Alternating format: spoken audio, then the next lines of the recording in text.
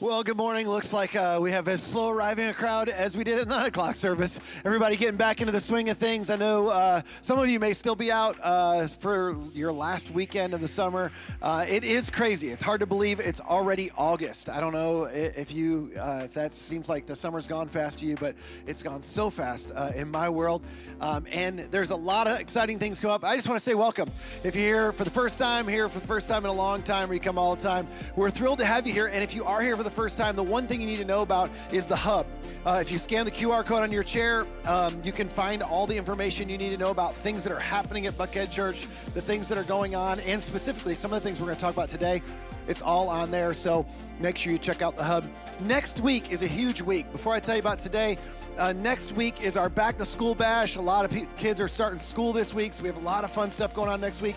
Whether you have kids or not, a lot of fun things next week, because this is the beginning of our new ministry season. Our ministry season usually runs August to May. Things slow down in the summer. So you're going to be hearing over the next few weeks a lot of new things cranking up. We're going to be talking about some of the things we have for our kids, for adults, some new events and things that are happening this fall. So you'll be hearing about those in the coming weeks. Specifically next week during our back to school bash, we have kids stuff actually each of the next 2 weeks. If you don't know what kids stuff is an interactive, wildly creative show for the whole family. As a matter of fact, the way we say it is it's a show you experience together that makes your family together, or makes your family better. And if you have kids in elementary age, if you'd scan that QR code and register to let us know when you're coming, we have kids stuff each of the next 2 Sundays. So August 10th and August 17th happens right after the service. You'll go pick, if you get elementary age kids, right after service, you'll go pick up your kids and then take them to the theater. We'll direct you there. It happens at 10:15 and 12:15. All the information for that is on the hub, but we'd love for you to register for that so we can have you that. And if you show up, you're going to get one of these. I know it looks like a dice, but it's actually called the dinner roll. And our team has created an incredible new game to make dinner conversations way more fun and interactive, to spice things up. We call it the dinner roll. We're going to be talking all about that, because this kid stuff is all about trusting God and how we do that as a family and how we can take steps to do that. And the dinner roll is a big part of that. So I hope you'll join us for that. We'll give you that and some instructions on that if you join us for kids stuff next week. Today, we have a great service for you. We are launching some new things. We're going to tell you about that in a little bit, but we got some great people that are going to be leading with us, Kara and Aaron and Glow and Claudia. And by the way, how many of you were here last week? Wasn't that amazing?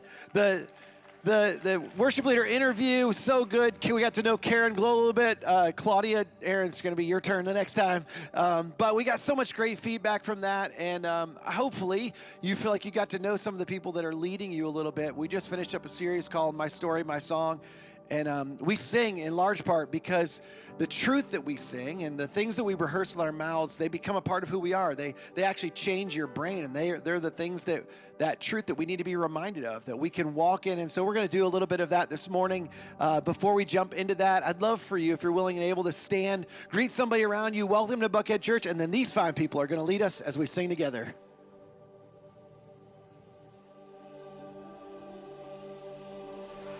Well, good morning, Buckhead Church.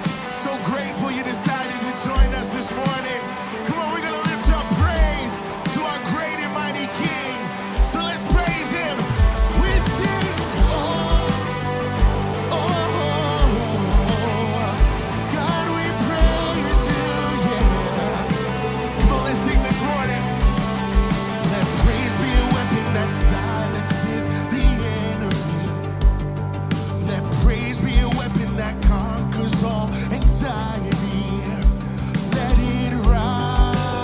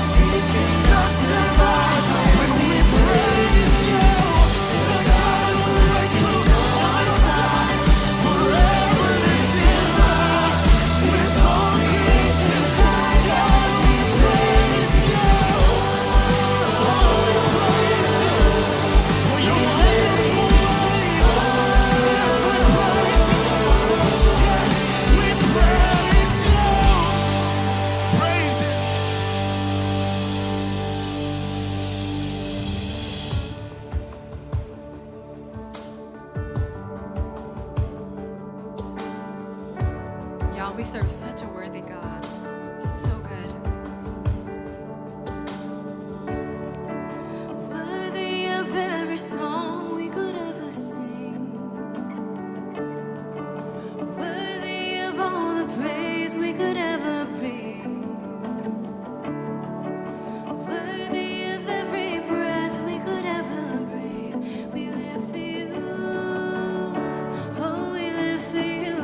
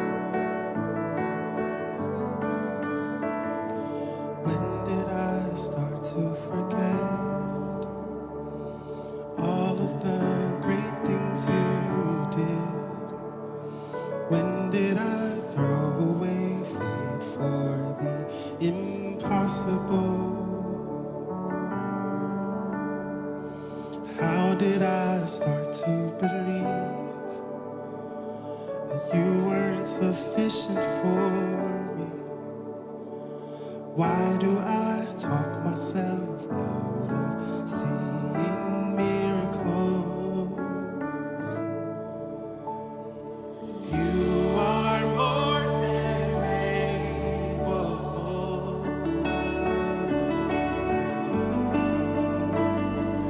You are more than able.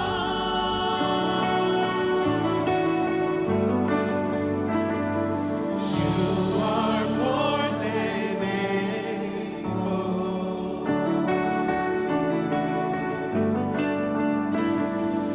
You are more than able. Who am I to deny what the Lord can do?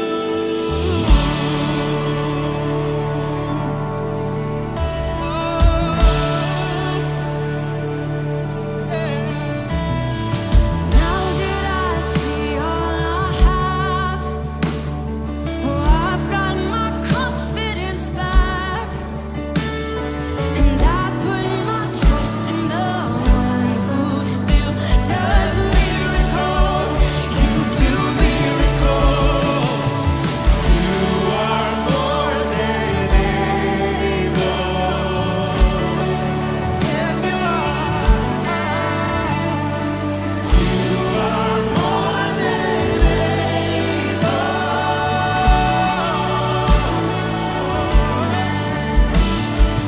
You are more than able. We've seen it, we've seen it. You are more than able.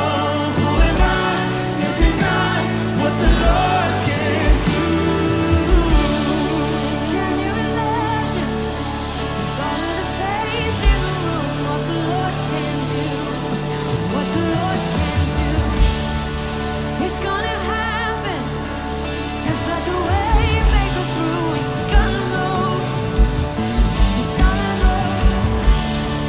Can you imagine with all of the faith in the room what the Lord can do? What the Lord can do? 'Cause it's gonna happen, just like the way you make it through. He's gonna move. He's gonna move. Can you imagine with all of the faith in the room what the Lord can do? What the Lord can do? It's gonna happen, just like the way you make it through. He's gonna move. He's gonna move, he's gonna Anything is possible. It's possible. God with you, anything is possible. It's possible. Yeah. Anything is possible. Who am I to deny what the Lord can do? Anything is possible. Anything is possible. You've proven yourself over and over. It's possible. So who am I to deny what the Lord? Who am I? Who am I to deny what the Lord? Who am I? Who am I to deny what the Lord can do?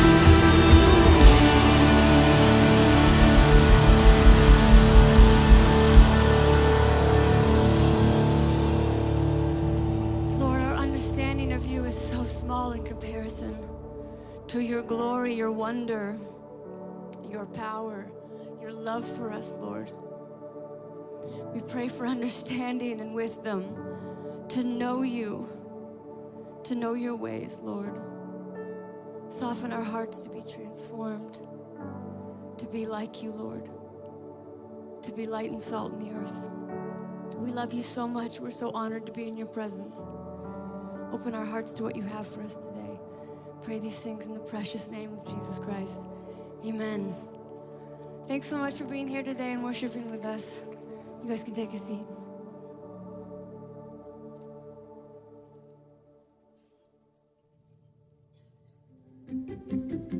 My name is Summer, and I've been leading for just under a year. My name's Bill, and I have been leading at Buckhead Church for 9 years. My name is Jack, and I've been leading for the past 2 or 3 years. My name is Jocelyn, and I've been leading for about a year. I'm Stephanie. I'm David. We've been leading for 13 years. Leading is fun. It's fun. It's chaos with a lot of kids trying to get ready sometimes. I felt so much spiritual growth in group, and I wanted to provide that for others. There's a great amount of joy about being there for other people. My favorite part of leading is watching the women in my group grow spiritually and in their faith. My favorite part about leading is seeing the group grow in our friendship and our camaraderie and our time together. Leading together as a couple has been great. I think it's actually really helped our relationship to grow because it allows us an opportunity to really slow down and make sure we're connecting each week. One of my favorite parts of leading is truly seeing life change in somebody else. I feel like my faith has grown through leadership because I had to trust God in something that I was initially uncomfortable with and felt insecure about doing. Staff equip me with all the resources, and I can call them, email them at any time. I think everyone has a unique story to tell, and it's really powerful to be able to be in a position of leadership to share your story and to create that vulnerable yet safe environment for others to also share. I think you should lead because too often we sit on the sidelines and we think someone else is going to do that, but it's your time right now. I love my group. I love my group. I love my group. I love my group. We love our... Wait. We love our... Sorry, we'll go again. That was good. We love our group. So those are just a few of our extraordinary leaders, and what makes them extraordinary is not that they have it all together, not that they're perfect, not that they're super spiritual. It's that they're willing to step up and create an environment, many of them, that somebody else had created for them. They were in a group at some point, and somebody created an opportunity to engage in something personal and something relational, in something that made them feel like not only was this big church, but it was their church. In fact, one of the things we say all the time is we'll never make a big church small, but we can make a big church personal. We can make a big church feel like your church, and we want to do that, and we need help doing that. As always, as we enter into our group season, if you're new to us, a community group is an environment that it's not just another thing we do, it's what we do. It's how we help people connect relationally in the body and experience really the best of what the church has to offer. And a community group's a place to find new friendships, have meaningful conversations, and to grow spiritually. And it's a big part of what we do. And we're going to be forming groups in just a few weeks. You're going to hear more about that in a few minutes. But we need more leaders to open up the maximum number of opportunities so we can connect a lot of people into groups. What happens when we don't have enough leaders is those groups fill up really fast, and some people don't get into a group, or we don't have a leader for certain groups. So I would love for some of you, a whole bunch of you, to consider at least having a conversation. And here's what this looks like. If you'll consider texting BC Lead to 51255, we'll put that up on the screen, BC Lead to 51255. All that it's going to do is trigger a conversation. You're not committed to leading a group, but it'll trigger a conversation for one of our directors, our staff members, to reach out to you, to talk to you, give you a little more information about what it is to facilitate a group, to one of our small groups. And you could help us create more opportunities. We have different types of groups we're trying to create for married couples, for men, for women, in different parts of the town, different nights of the week. We'll work with you on that. And again, in just a few weeks, we're going to be opening up our groups for a bunch of new people to get into group. And we think this is going to be a big group season, and we want to open up as many opportunities as possible. So if you'd be willing to just have a conversation about what it is to facilitate and lead a group, we'd love for you to text us, BC Lead, to 51255. At this time, we're going to sync up with our other Atlanta area churches, and we're actually going to talk a little bit more about the power of community with our senior pastor, Andy Stanley. So take a look.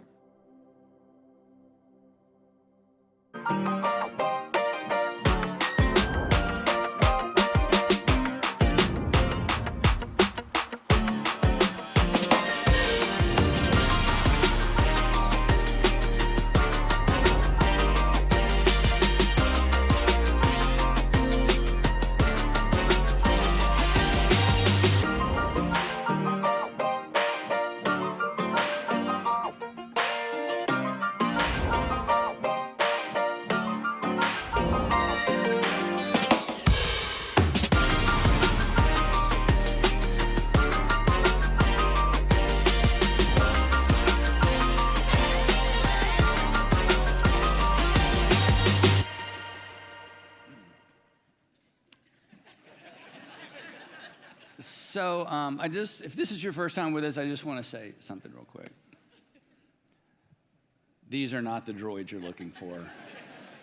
Some of you got that. Hey, I was reminded this week of something that many of you have already discovered. Some of you aren't so sure about, and if it's your first time back in church in a long time, maybe you're not so sure about this. And if you're like, if you kind of hesitate because big church kind of makes you nervous, you may not be so concerned, convinced of this. But I was reminded this week that the way that people make a big church begin to feel like their church, the way that many of you have made this big church feel like your church, is through relationships, right?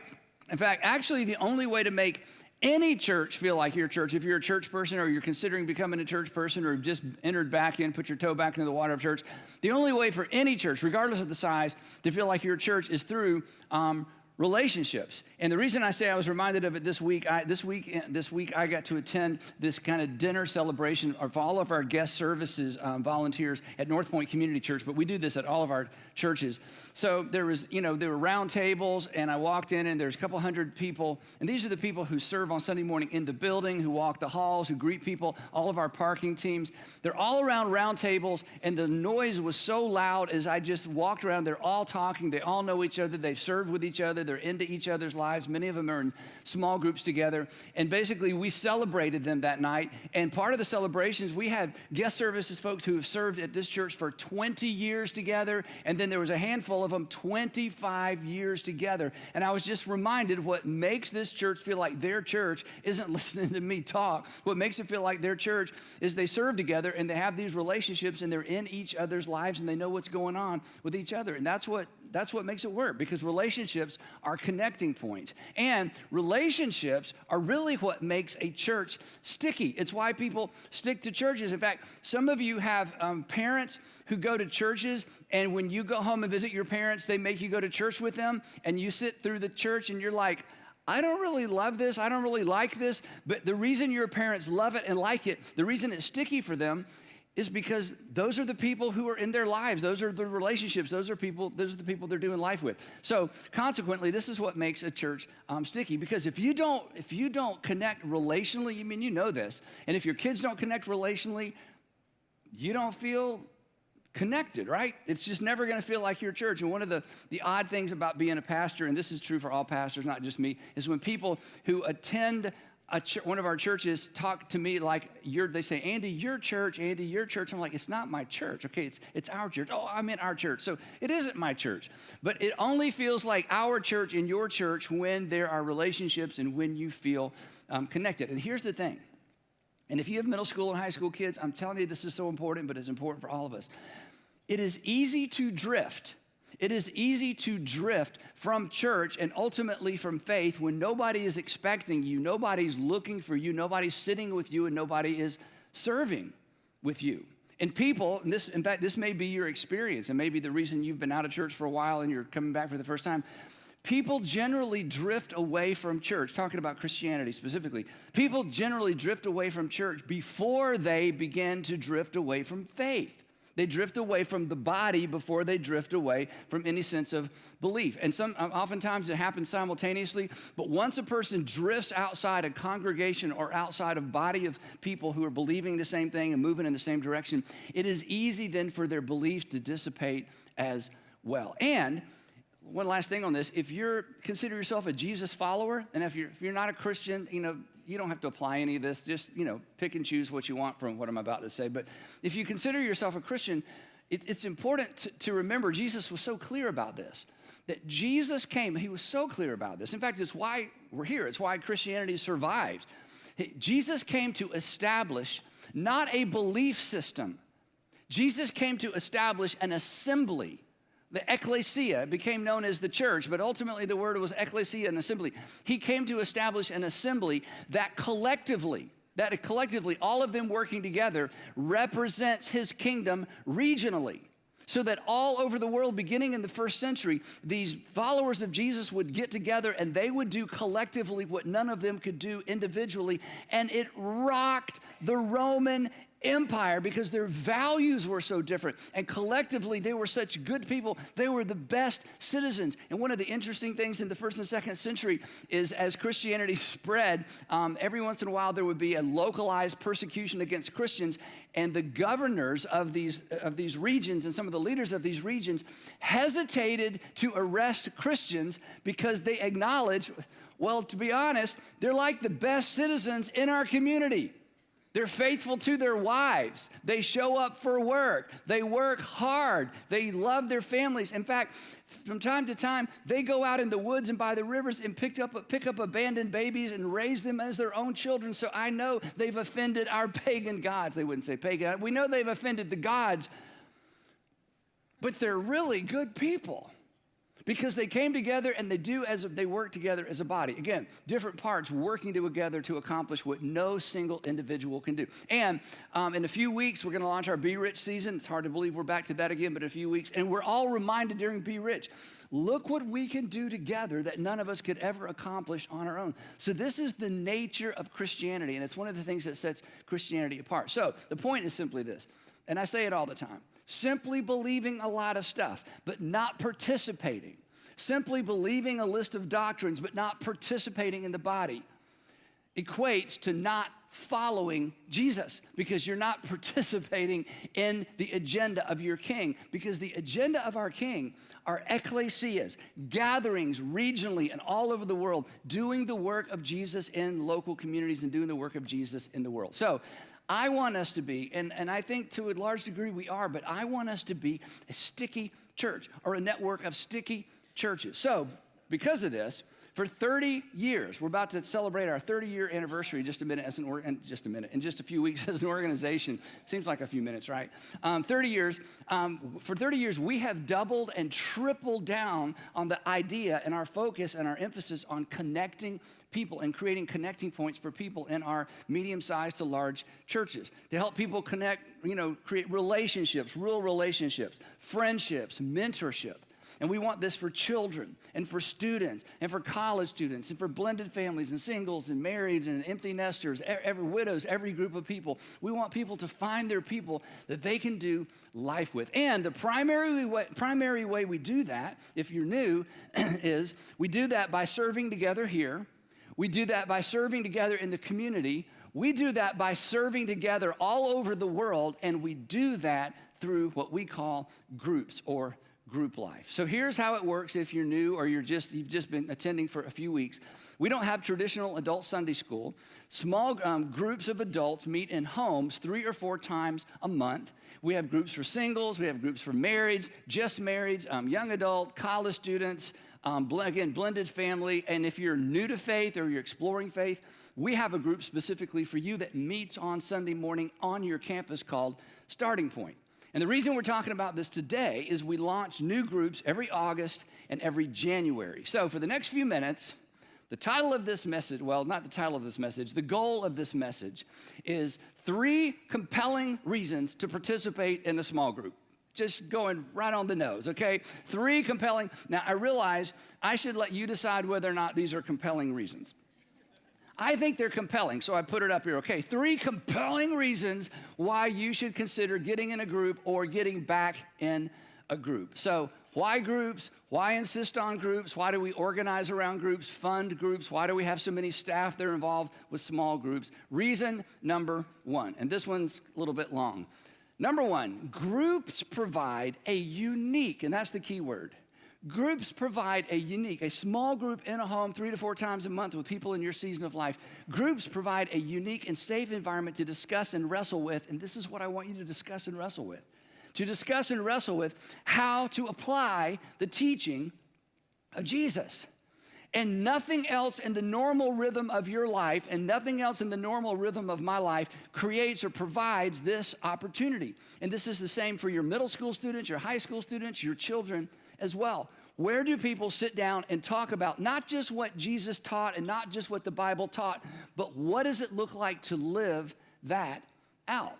Now, regardless of how practical or clear I try to be when I preach, and regardless of how practical and clear all of our amazing communicators are when they get up here to communicate, it is beyond us, you understand this, it is beyond us to know how what we're teaching from the scripture intersects your particular life in your particular season of life, in your particular context, whether it's family or starting a family or empty nester or whatever it might be. There's just no way for us to know that. We don't know how it applies to you. We don't know how it necessarily applies to the you beside you, the you that you're sitting with in church, and maybe your extended family.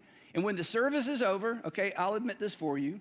When the service is over, when worship service is over, we're out of sight and we're out of mind.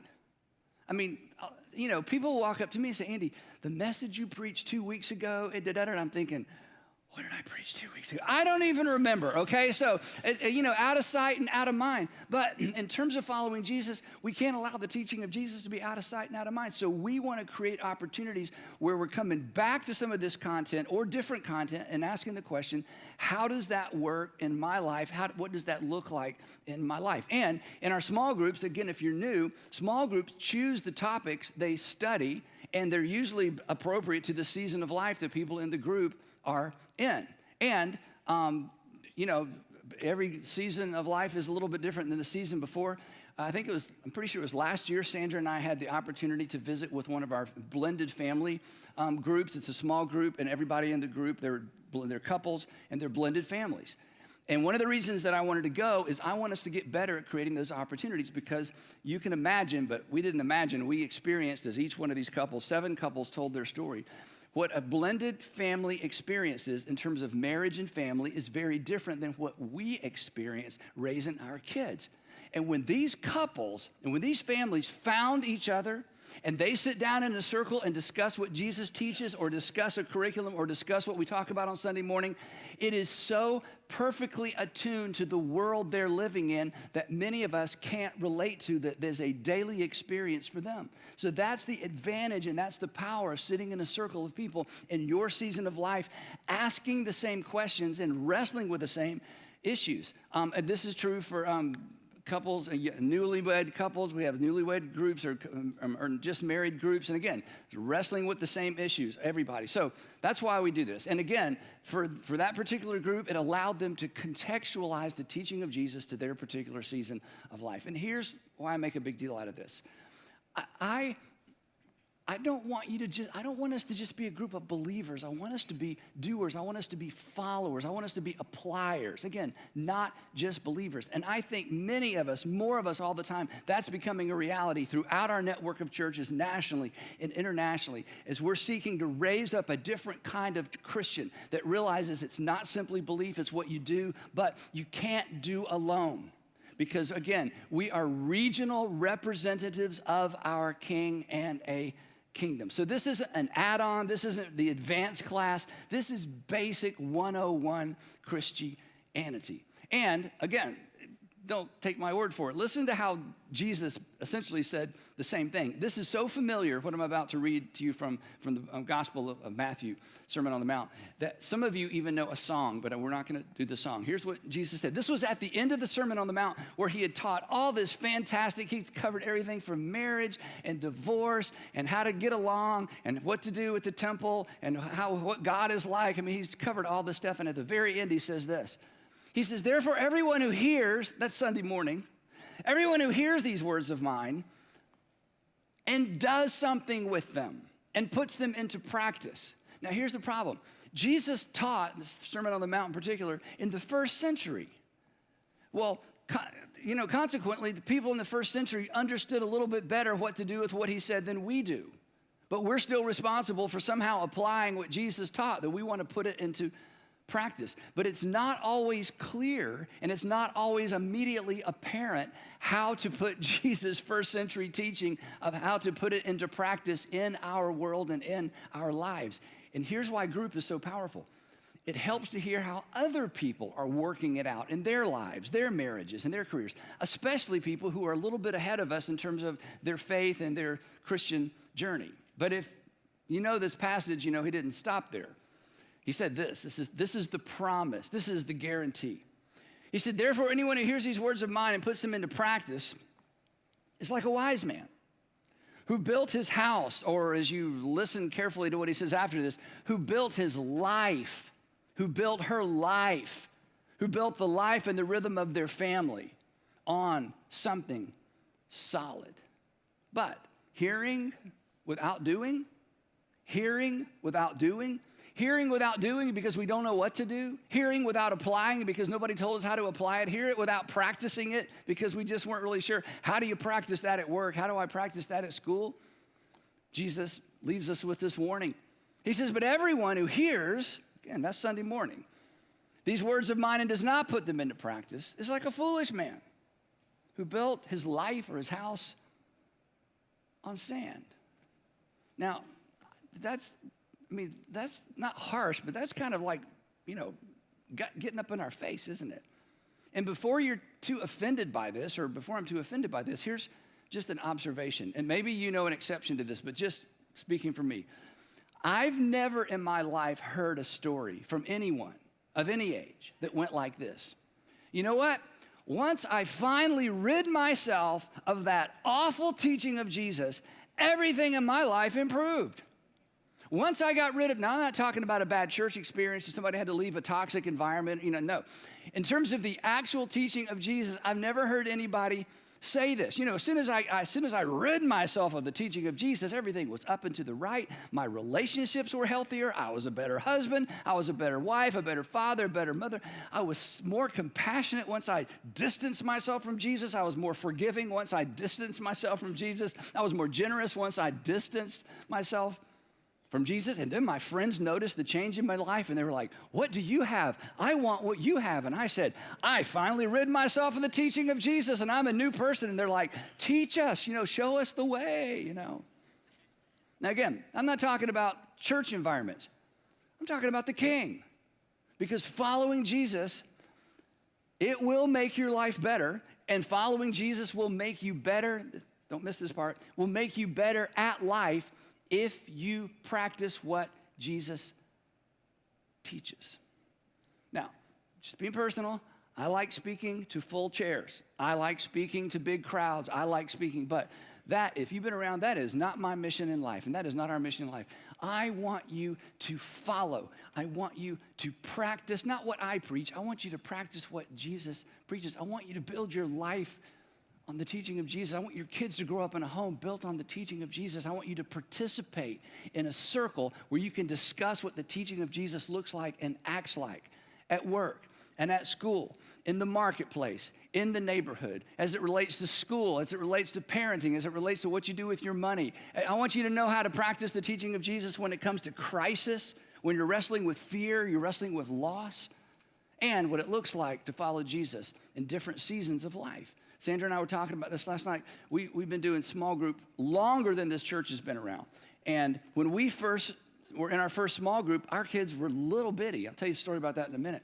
We're little bitty kids. So what do you think we talked about in small group? We're sitting around a circle with people with little kids. We talked about parenting and marriage and parenting and how do you get away? And can you actually leave your kids when they're that little and do time by yourself? And how do we invest in our marriage when we're so busy with kids and now they're starting school, then they were in middle school, they were in high school. So every season of life, the teaching of Jesus looks a little different, feels a little different, and gets applied a little differently. Now we're in a small group with, empty nesters. So now what do we talk about?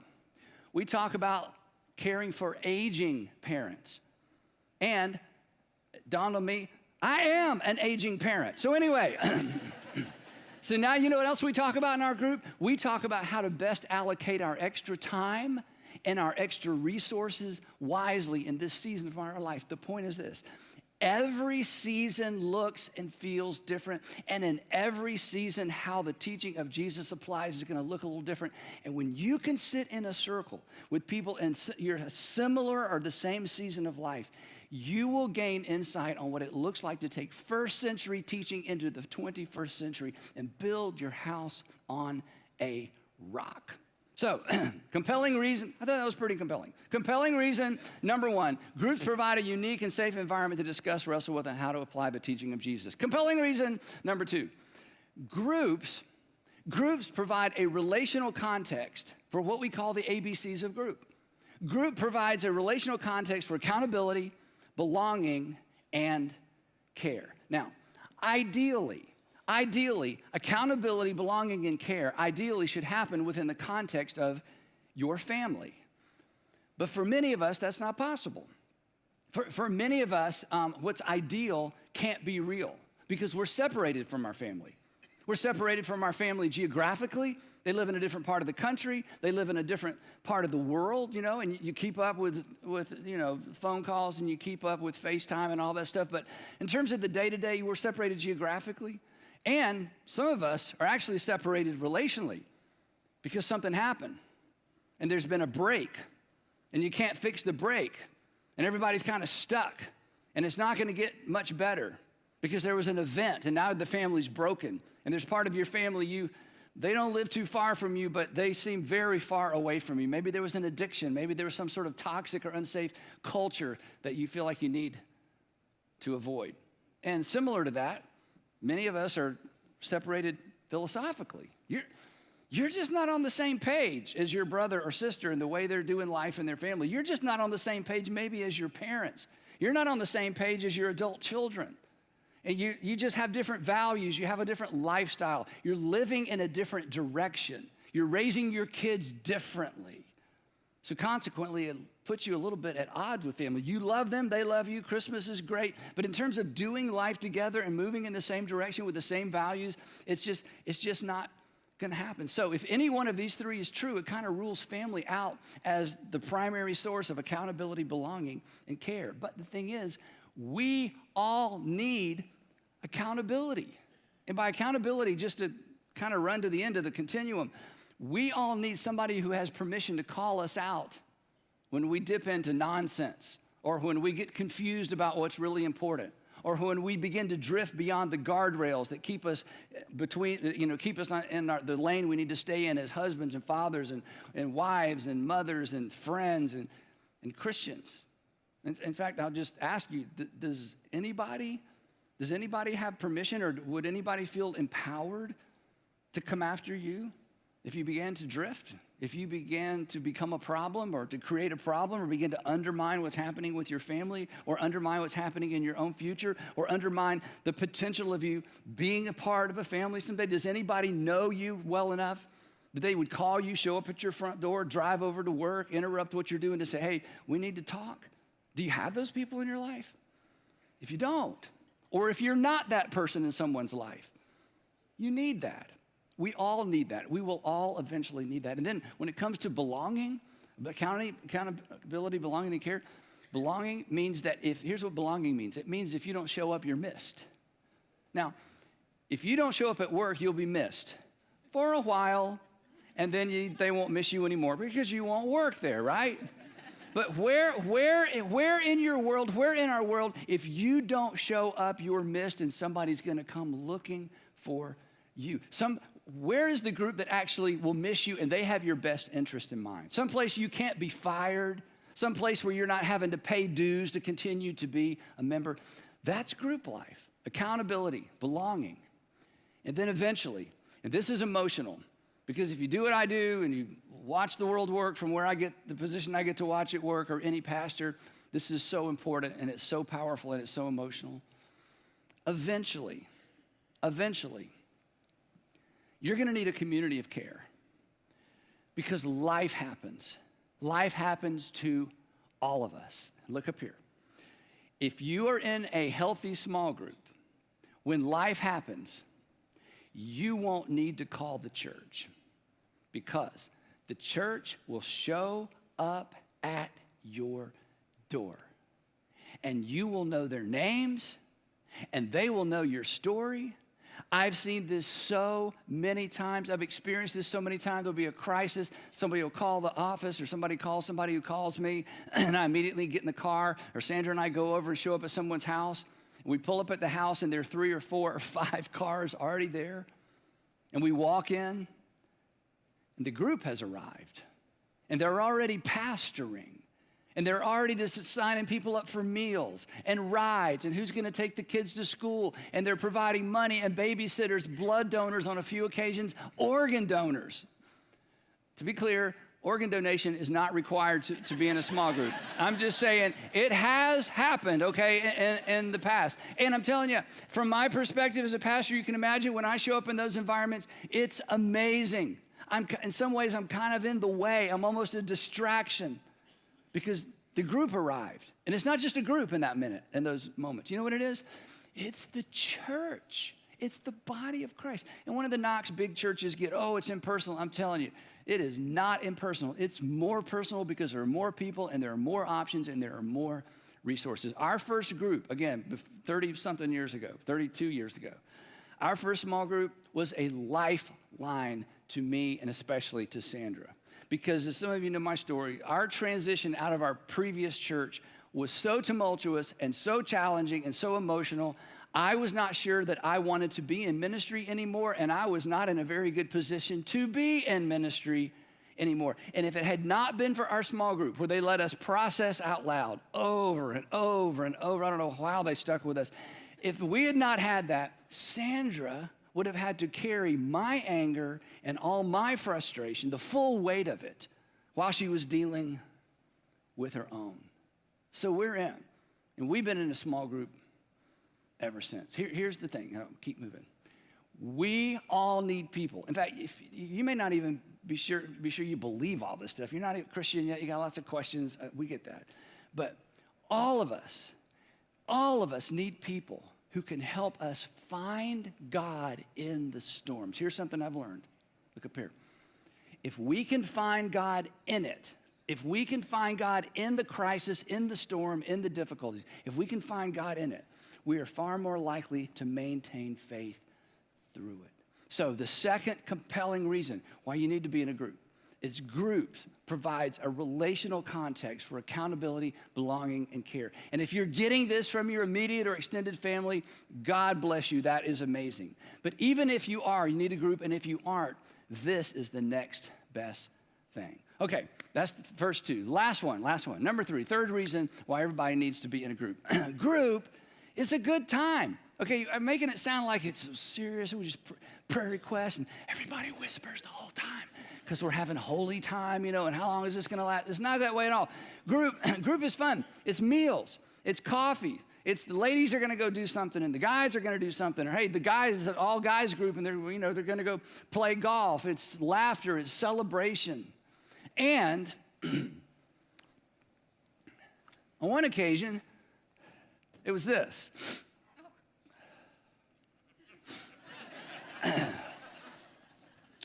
Okay, I'll tell you this story real quick. I have everybody's attention though, right? It's like, tune back in. Okay. So years ago, our kids are little, and we would meet on Monday nights. Our small groups always met on Monday nights. And we loved to host the small group when our kids were little. And one of the reasons I wanted my preacher's kids to see the preacher, their dad, practicing what he preached. So on Monday nights, the rule was, hey, when the small group gets here, you guys are on your own, do your homework, play, whatever, but do not come down here. Don't bother us. If there's a problem, deal with it because this is our time to practice small group. That was our routine for as long as our kids were in our home, which we absolutely loved because they were in a group. They ended up, eventually they would lead their own groups. But when they were very young, somebody had given one of the boys one of these. And I texted the boys yesterday, said, do you remember who gave it to you? And they were both like, no, but we're not going to miss tomorrow's sermon if you're going to talk about that in big church, okay? I'm telling the story. So they knew where everybody sat, so one of them took the non-control, the machine with the speaker and hid it under the pillow on the couch. And my good friend who's watching from Waco today, because I told him I'm telling this story, Dave Wills, hey Dave, Dave is sitting right by the pillow with the machine under it, and we're in the middle of prayer request time. Let's just wait for the most solemn moment of the night, prayer request. And all of a sudden, there's this sound, and Dave's watching. To his credit, David plays along. He goes, excuse me. No lie. Chris, his wife, is like mortified, like, honey, okay? And then we just go on with prayer request time. About 30 seconds later, a different sound. And he's like, y'all, I'm so sorry. Chris is like dying 1,000 deaths. I'm like, I've never heard that sound come out of anyone's body before. And I turn around and look at the top of the stairs, and there's 2 little heads sticking out with the little machine, you know. Group is a good time. Now, okay, real quick. Why would I undermine my credibility with this child illustration? Because I want to put this in the proper context to ensure that you get the right picture, that the Stanley family, we are not holy, holy, holy. We are normal, okay? And not only us, along with all the dozens and dozens of couples that we have done small group with through these 30 plus years. Now think about this. I'm going to wrap this, okay? Think about it. You did not become who you are by yourself. None of us did. And you can't become who you want to be and who you should be and who you know you ought to be by yourself. You need a community of like-minded people. This is super important. Like-minded people who are living and moving in the same direction. This is important. Not just shared interests, shared values. We should all have friends. In fact, sometimes friendships start around shared interests or hobbies. But you need, and I need, we all need people with shared values, because you can believe in Jesus all by yourself. And you may find this offensive, fact check me with the New Testament, but you can't follow Jesus all by yourself, because his kingdom is a one another kingdom.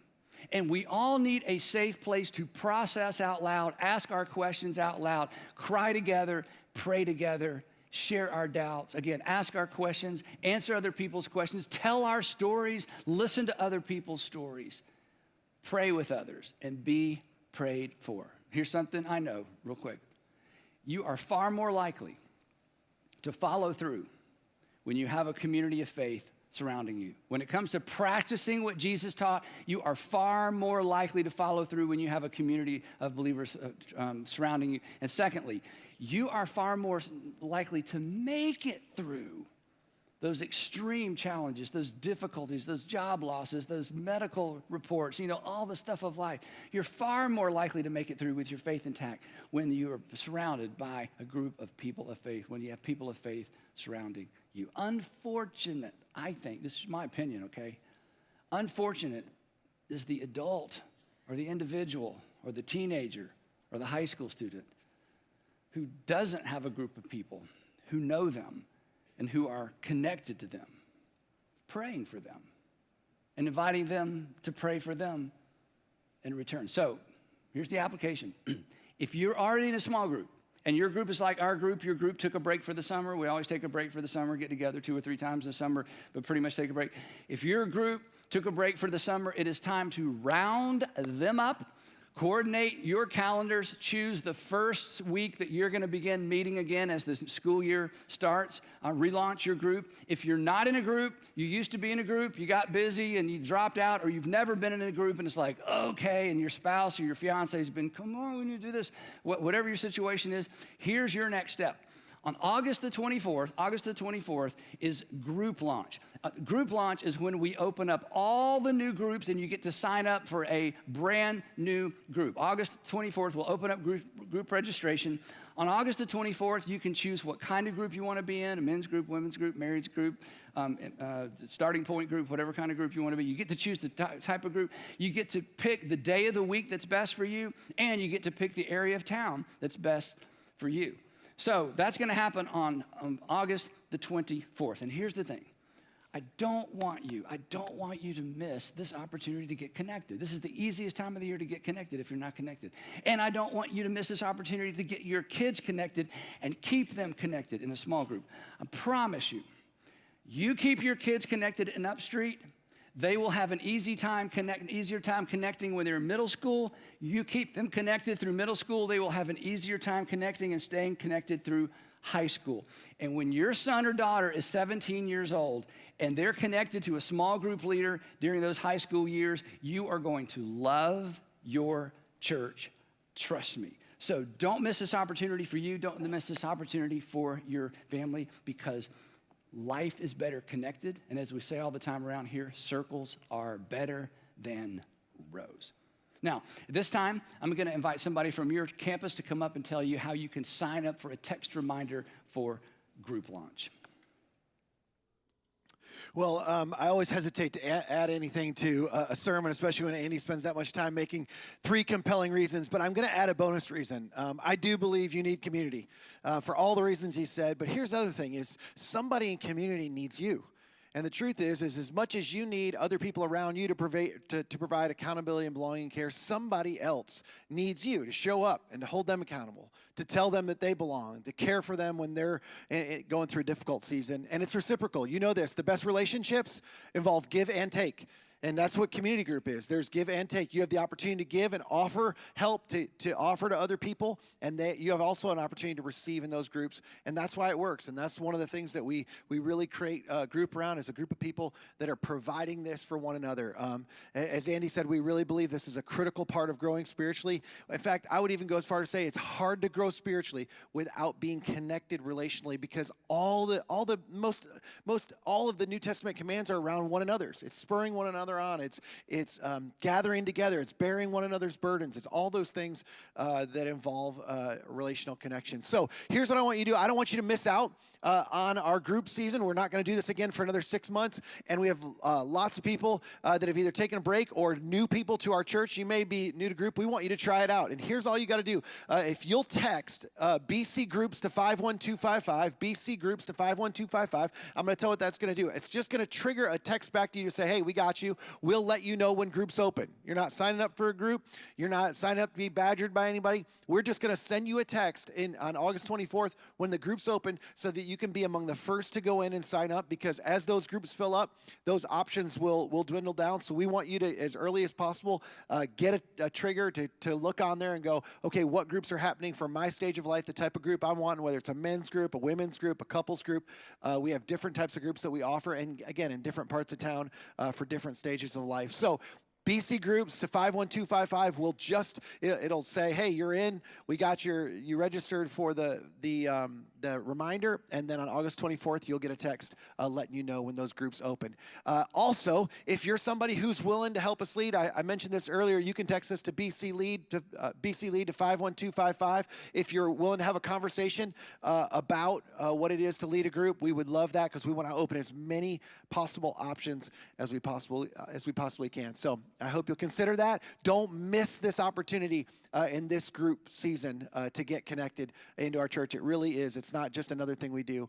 It's what we do to help people be connected into the life and the body of our church. Next week, I told you, it's going to be a huge week. Back to school bash, lots of fun stuff we have planned. And most importantly, we're kicking off a brand new series, and it's called Too Good to Miss. And the idea is that there are certain seasons of life, there are certain things in life that are too good to miss out on, but so often people miss out on them. We're going to be talking about that for several weeks. We kick that off next week. It is the perfect opportunity as people are beginning new seasons with school and family, as people are reestablishing their schedules for the fall. It's the perfect opportunity to invite somebody to come along with you to church, and this series will be the perfect thing to invite them to. So it will be too good to miss. So make sure you're here. Make sure you bring somebody with you, and we'll see you next week as we kick off sort of a brand new ministry season here at Buckhead Church. Have a great week. We'll see you then.